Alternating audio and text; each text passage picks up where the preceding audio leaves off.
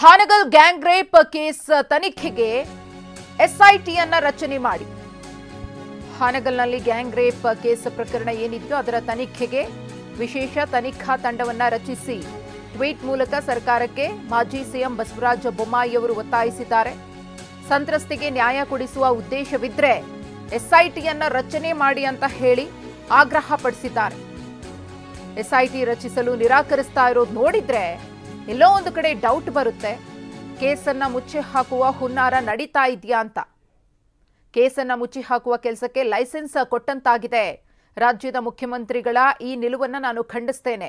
ಸಂತ್ರಸ್ತೆಗೆ ಸೂಕ್ತ ಚಿಕಿತ್ಸೆ ಇಲ್ಲದೆ ಮನೆ ಕಳಿಸಿದ್ದಾರೆ.